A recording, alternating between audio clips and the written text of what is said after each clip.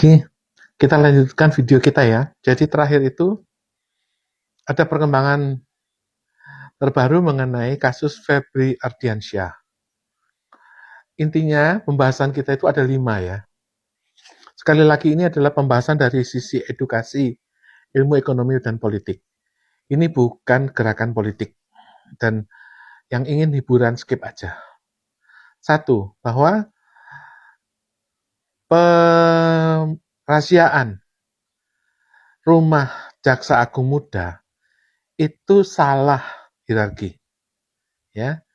Polisi itu kalau terus melakukan abuse ya, polisi tidak bisa merahasia lembaga negara yang merupakan lembaga tinggi negara. Jaksa Agung, Mahkamah Agung, Presiden, DPR, MPR itu adalah lembaga tinggi negara.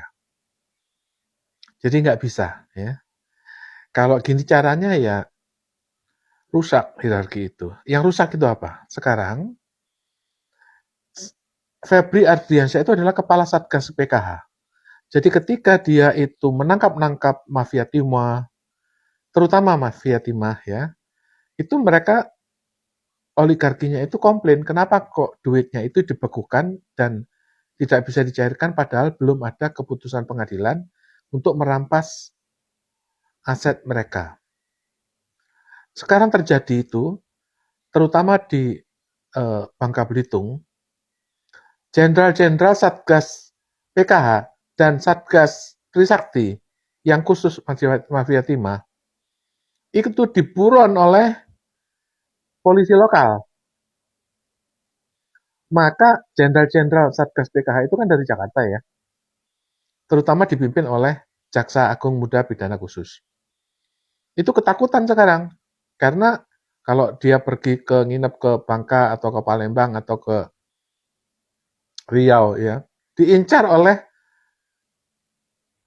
aparat lokal ya, maka mereka itu nggak berani nginep hotel. Jadi nginepnya tuh pindah-pindah. Jenderal-jenderal itu sekarang. Ini akibat dari diserbunya rumah Kepala Satgas PKH Febri Ardiansyah. Oleh karena itu, sebelum presiden itu dimakzulkan karena dia salah hierarki, cacat hierarki, artinya ya, orang-orang petugas lembaga negara itu, Jaksa Agung, Mahkamah Agung, DPR, MPR itu lembaga tinggi negara, itu nggak bisa dirahasia polisi. Kalau seandainya presiden tidak bisa melindungi aparat negara, maka presiden bisa dimakzulkan. Karena dia cacat hierarki. Ya, maka dari itu, sekarang perkembangannya adalah hartanya Febri Ardiansyah itu diaku oleh Menteri Pertahanan. Ini solusi yang terbaik ini. Artinya ya sudahlah, hartanya Febri itu dirampas oleh Menteri Pertahanan ya, diserahkan kepada negara dan diaku sebagai milik Menteri Pertahanan. Ini merupakan solusi yang terbaik. Apakah Febri akan dipulihkan atau diampuni atau dihilangkan seperti Verdi Sambo? Ya, itu kasusnya sama. Verdi Sambo juga punya duit triliunan. Maka ketika dia berbuat salah, ya sekarang menghilang.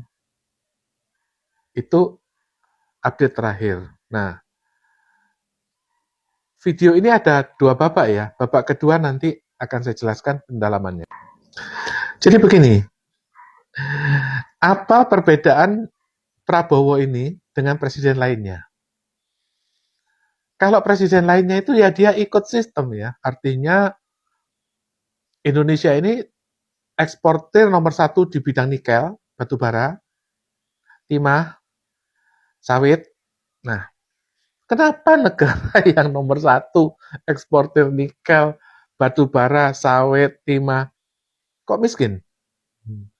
Rupanya eksportirnya ini nggak setor pajak atau tidak mendeklar atau menyebutkan harga-harga yang benar. Seperti nikel itu nilainya 0 karena diselundupkan. Karena ada larangan ekspor nikel. Maka selama ini kita tuh kehilangan nikel, cadangan nikel kita udah hampir habis, itu kita nggak dapat apa-apa. Karena apa? Itu diselundupkan. Nah, oleh Prabowo ini diberantas.